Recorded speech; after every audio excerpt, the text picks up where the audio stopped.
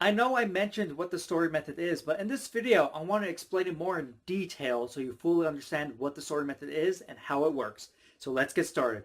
So the story method works by connecting pieces of information together in a story.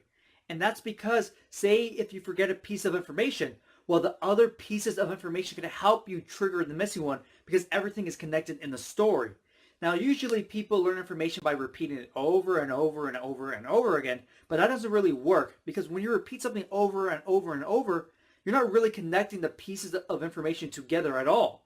So, say if you forget something, you just completely forget it. There's no way that the other information is going to help you trigger it. And so that's what the story method is really fantastic at, allowing you to connect information together in a story. So just in case you forget something, you're able to trigger it. So let's do an example. So say I have three items: TV, elephant, and popcorn. And so I'm going to create a story that connects them all together. So let's get ready. So let's just say I'm watching TV and I'm like having fun. I'm like, oh, this TV show is so awesome. But on the TV, there's an elephant. But all of a sudden, the elephant comes out of the TV and starts to crush the TV. And I sit there terrified, like, oh my God. So I start eating some popcorn because I'm so scared. But then the elephant looks at me, takes the popcorn, and eats it himself.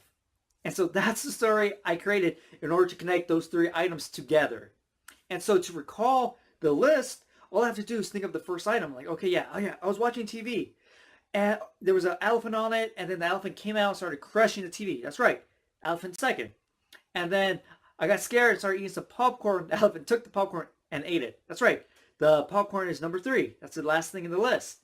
But say if you forgot an item in the list, say if I forgot an elephant, and so I forgot elephant, I'm like, okay, wait, there was a TV, and then the TV got crushed. That's right, because an elephant came out of the TV and crushed it. So I was able to remember the missing item from the list because the other ones gave me a trigger to help find that information. In this case, it was the TV. I was like, oh yeah, the TV got crushed. What crushed the TV? The elephant crushed the TV.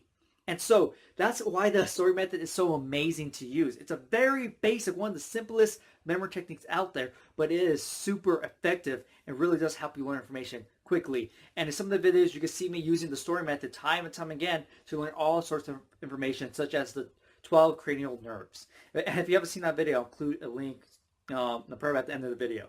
So you can watch that to see how the story method actually works and how it allows you to learn information. But you need to remember that you have to use your imagination and creativity in these stories so you can make them memorable. Because if you make your stories memorable, they'll be a lot easier for you to recall. So I hope you enjoyed this video, and I'll see you next time.